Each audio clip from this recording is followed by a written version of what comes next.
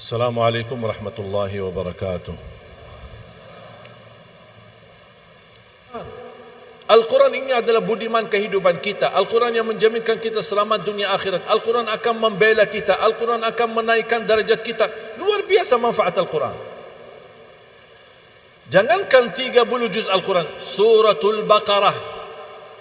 Apa kata Rasulullah SAW mengenai Suratul Baqarah? Alaikum bi Suratul Baqarah, fa inna akhdaha barakah wa tarkuha hasrah wa la tastati'uha al-batala. Ambillah Suratul Baqarah, bacalah Suratul Baqarah secara rutin. Barang siapa yang membawa Suratul Baqarah, dia telah membawa keberkahan, kata Rasul. Barkah hidupnya, barkah hartanya, barkah keturunannya, barkah rizkinya, barkah usahanya, barkah rumahnya, barkah kesihatannya, barkah ibadahnya, semua jadi barkah. Berkatnya Suratul Baqarah. Dan barang siapa yang meninggalkan Suratul Baqarah akan nisal. Kira-kira mau enggak Bapak Ibu jadi orang yang nisal? Kata Rasul, jangan tinggalkan Suratul Baqarah. Wala tastati'uha al-batala.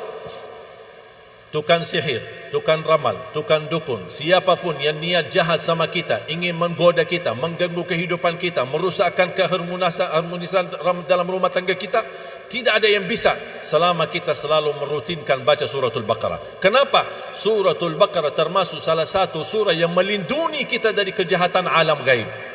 Makhluk halus, jin, syaitan, sihir, macam-macam dilindungi oleh Allah, dan kekuatan dan dahsyatnya keberkahan Suratul Baqarah. Bapak Ibu, sering enggak kita berantem di dalam rumah kita? Tiba-tiba anak kita nangis tengah malam tanpa alasan. Tiba-tiba ada masalah kecil dalam rumah kita, kok jadi masalah besar sampai terucap talak. Kadang kita pulang ke rumah tidak merasa nyaman, kita merasa kesempitan, ada sesuatu yang aneh di dalam rumah kita tapi kita tidak tahu, sampai kita minta didoakan atau mendatangkan guru ke rumah kita supaya mendoakan, karena kita ada merasa sesuatu yang di dalam rumah kita yang belum jelas. Gangguan, makhluk halus, apa alam gaib, macam-macam. Tahu enggak sebabnya apa itu semua? Ini sebabnya semua, termasuk anak-anak kita yang bandal, rewel, tidak bisa diam dan bisa menuruti orang tuanya. Itu semua gara-gara ada banyak syaitan dalam rumah kita. Banyak syaitan dalam rumah kita. Sebab adanya banyak syaitan, kehilangan barakah, rahmat, dan kehilangan keberkahan dan kemuliaan dari Allah SWT. Obatnya apa?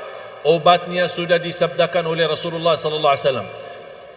Alaikum iqra'u surat al-Baqarah, al-baytul ladhi tuqra'u fihi suratul Baqarah yafirru syaitanu min. Rumah yang di dalamnya bacakan suratul Baqarah, syaitan bakal kabur, lari dari rumah yang ada bacakan dalamnya suratul Baqarah. Boleh baca, boleh setel, dan lebih baik kita baca. Lumayan panjang suratnya, ya memang lumayan panjang. Kalau tidak bisa khatam dalam satu hari, tidak apa-apa, 2 hari, 3 hari, nanti bersambung sampai selesai. Begitu selesai, ulang lagi, menjadi kebiasaan dan rutin. Saya punya ibu setiap hari khatam suratul Baqarah, setiap hari khatam suratul Baqarah. Oleh kerana itu nikmat. Cuba Bapak Ibu kalau amalkan amalan ini, insya-Allah Allah lindungilah keluarga kita, akan menjadi nikmat dan harum. Baru berkata rumahku surgaku karena keberkahan suratul Baqarah. Jangankan suratul Baqarah bisa membawa keberkahan, satu ayat di dalam suratul Baqarah, ayat kursi. Apa kata Rasulullah SAW? Man qara'a ayatul kursi dubura kulli salatin laysa bainahu wa bainal jannati illa an yamut. Barang siapa yang baca ayat kursi setiap habis salat, tidak ada sesuatu yang mampu menghalanginya, dijamin masuk surga. Subhanallah. Satu ayat jaminan masuk surga.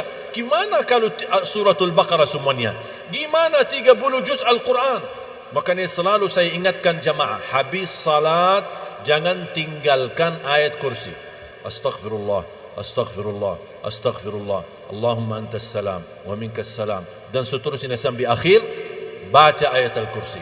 Sibuk, ada rapat, ada meeting, mepet waktunya, buru-buru, tak apa-apa, baca ayat al-kursi. Habis itu tinggalkan masjid, musallahnya, pergi. Terus zikir yang lain gimana? Tak apa-apa, sambil jalan, sambil jalan kaki, naik motor, naik mobil, subhanallah, subhanallah, subhanallah, terus agar kita tetap menjaga. Karena apa kata Rasulullah?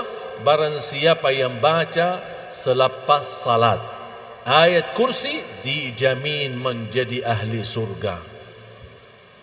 Bahkan dibaca di saat tidur, kana lahu minallahi hafiz wa la yaqrabu syaitan, dijaga oleh Allah dan tidak akan didekati oleh syaitan. Ayat al-kursi di waktu tidur. Anak-anak kita sudah terlanjur tidur belum baca ayat kursi, boleh ibu-ibu, bapa-bapa bacakan sambil usap kepalanya, usap wajahnya, usap badannya, membaca ayat kursi. Allah lindungi anak kita dari mimpi buruk, dari godaan, dan tidak akan didekati oleh syaitan. Jangan digoda oleh syaitan, tidak didekat oleh syaitan. Faham Bapak Ibu? Termasuk suratul Baqarah, atau kita mau khatam Al-Quran, apalagi kita di hari-hari yang agung dan mulia. Bapak Ibu, nilai ibadah, pahala ibadah di hari-hari 10 Dzulhijjah ini jauh lebih besar daripada hari lain. Bahkan kata ulamaul muhaqqiqin, amalan-amalan di hari 10 ini jauh lebih mulia daripada amalan-amalan di bulan suci Ramadan. Coba bayangkan. Walaupun itu berbeza pendapat, tapi sebagian besar ulama al-muhaqqiqin, mereka berkata amalan-amalan di 10 hari ini jauh lebih mulia daripada bulan Ramadan. 10 Dzulhijjah, 10 hari Dzulhijjah. Sampai Rasulullah SAW bersabda di hadis yang diriwayatkan Imam Bukhari, tidak ada amal salih yang paling dicintai Allah sebagaimana amal salih di 10 hari Dzulhijjah ini. Kemarin 1 Dzulhijjah, hari ini Sabtu, sekarang hari 3. Manfaatkan sisanya. Kalau bisa berbanyak puasa, berbanyak sedekah, berbanyak baca Quran, terus berusaha segala amal kebaikan. Setiap amal salih anda punya saham di situ. Nilai ibadahnya jauh lebih besar daripada bulan-bulan lain. Kenapa? Karena Rasulullah SAW bersabda, sebaik-baik hari di dunia adalah hari 10 hari Dzulhijjah. Bahkan hari yang termulia di sisi Allah, Yaumun Nahar. Inna a'zamal ayyami 'inda Allah Yaumun Nahar. Hari yang paling agung di sisi Allah adalah hari kurban. Kalau tidak bisa puasa semuanya, paling tidak puasa Arafah tanggal 9, 1 hari. 1 hari, tapi berkahnya menghapuskan dosa 365 hari. 1 hari menghapuskan dosa 365 hari. Subhanallah. Jangan dilalaikan. Ramadan aja yang 30 hari begitu cepat habis. Masa 10 hari pasti lebih cepat. Apapun saham amal salih, tahajud walaupun 2 rakaat tutup witir, baca Quran, sedekah, zikir, istighfar, silaturrahim, ziarah kubur, apalagi kalau orang tuanya sudah meninggal. Apapun amal salih lakukan. Apapun amal salih, sekecil apapun amal salih, usahakan setiap ada amal salih anda punya saham, anda punya saham, anda punya saham. Biasanya suka masbuk, usahakan 10 Dzulhijjah ini saya tidak mau masbuk lagi. Biasanya ketiduran salat subuh, usahakan jangan ketiduran salat subuh lagi. Usahakan kejar takbiratul ihram sama imam, jaga sunnah qabliyah ba'diyah, jaga salat duha. Segala amal kebaikan anda bisa lakukan di 10 ini hari, karena sangat luar biasa kemuliaannya. Jangan sampai tersia-sia. Saya akhiri 2 amalan. Sedekah, terutama sedekah subuh. Sedekah setiap waktu bagus, setiap saat bagus, tapi sedekah subuh memiliki keistimewaan tersendiri.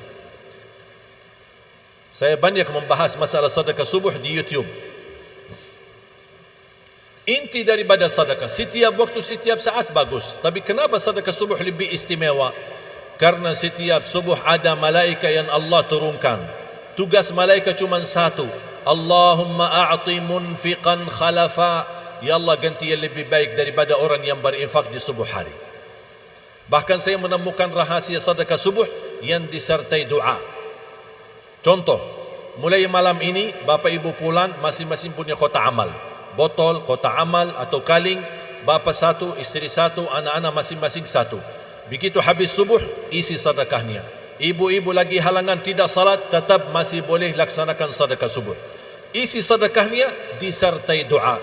Ya Allah, aku mohon dengan berkat sedekah subuh ini, titipkan pahala sedekah ini untuk kedua orang tua saya yang sudah wafat. Ya Allah, dengan berkat sedekah ini sembuhkan penyakitku. Ya Allah, dengan berkat apapun hajatmu sebutkan. melamar kerjaan, anak-anak muda, ya Allah aku mohon lamaran kerjaan saya dengan berkat sedekah ini diterima. Soal jodoh, soal kesumbuhan, soal pergi haji dan umrah, lunasi hutang, apapun hajat kita sebutkan. Anak keturunan salih-salihah penghafal Al-Quran, termasuk anak-anak kita, tolong dari kecil ajarin supaya menjadi anak memberi dengan ikhlas. Isi sedekahnya dan gantungkan dirinya kepada Allah Subhanahu wa taala. Di antaranya termasuk keluarga suami istri yang sudah lama menikah belum punya keturunan, tolong jangan lupa sedekah subuh, doa, ya Allah aku mohon dengan berkat sedekah ini karuniailah kepada kami keturunan kerana kami sudah lama menikah belum punya keturunan. Saya punya teman 17 tahun belum punya anak. Saya begitu kasih amalan ini, alhamdulillah dia rutinkan. Alhamdulillah 6 bulan kemudian beliau telefon saya, positif istrinya hamil. Berkat dahsyat sedekah subuh. Satu kali sedekah, satu kali hajat. Jangan sedekahnya koin-koin tapi doanya sampai terbit matahari. Malu sama Allah. Kata malaikat, kelamaan doanya, kebanyakan hajatnya. Padahal sedekahnya teng teng teng. Kalau boleh saya usulkan, satu kali sedekah, satu kali hajat. Siap? Sedekah subuh disertai doa. Saya yakin tidak diragukan sifat kedermawanannya masyarakat Indonesia. Tidak diragukan hobi sedekah, tapi sering tertinggal doa selepas sedekah. Amalan yang kedua dan terakhir, baca Quran setiap hari. Kalau tidak bisa, paling tidak suratul Baqarah. Dan kalau baca, saya nasihatkan. A'udzu billahi minasyaitonir rajim. Bismillahirrahmanirrahim. Alif lam mim. Dzalikal kitabu la raiba fihi hudan lil muttaqin. Alladzina yu'minuna.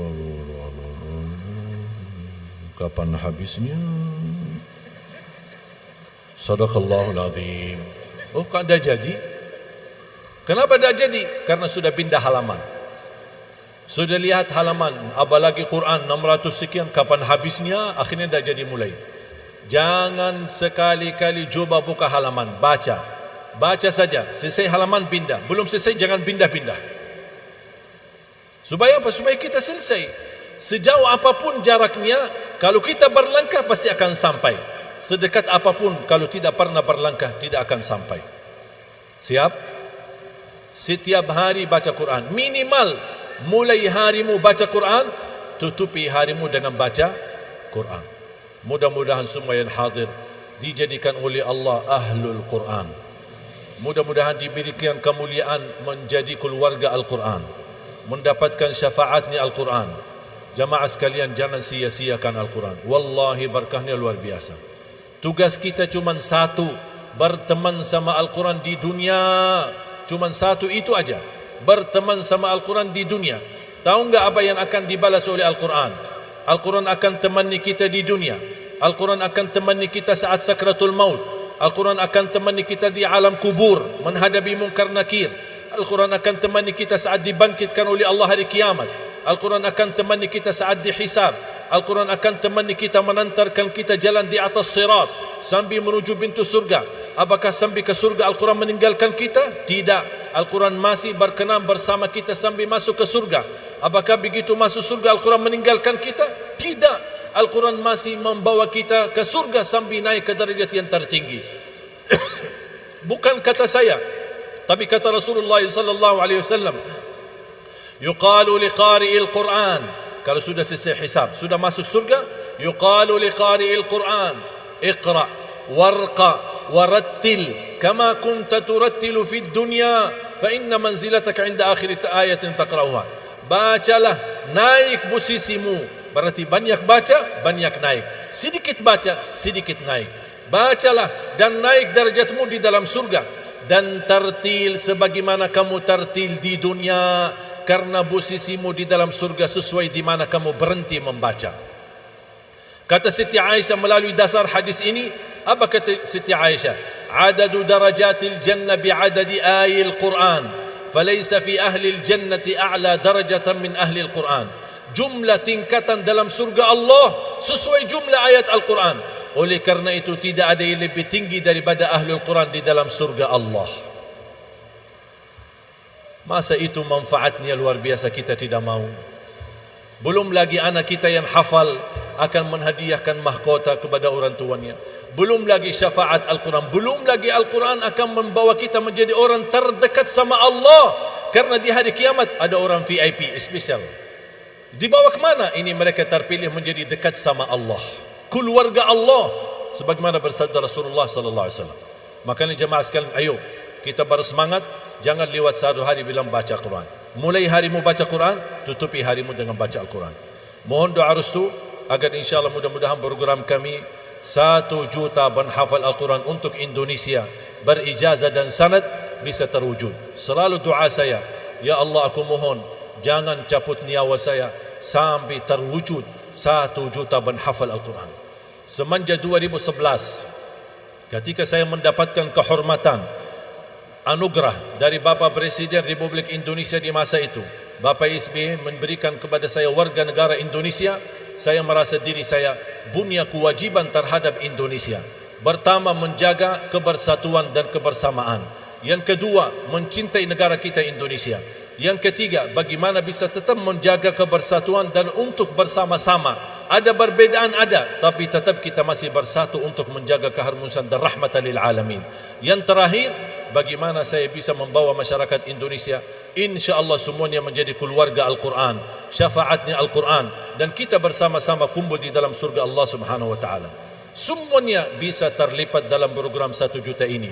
Mudah-mudahan insya-Allah dengan niat kita, tulus kita, ikhlas kita, mudah-mudahan bisa terwujud menjadi kenyataan. Dan saksikan insya-Allah jemaah sekalian, kalau kita tidak mensaksikannya di dunia, insya-Allah akan kita menyaksikannya nanti di akhirat. Betapa luar biasa perjuangan kita untuk Al-Quran, akan Allah balas dengan pahala yang berlipat ganda di sisi Allah. Allahumma nas'alukal huda wat tuqa wal afafa wal ghina. Ya Allah, jadikan kami semua ahlul Quran, keluarga Al-Quran, keturunan Al-Quran.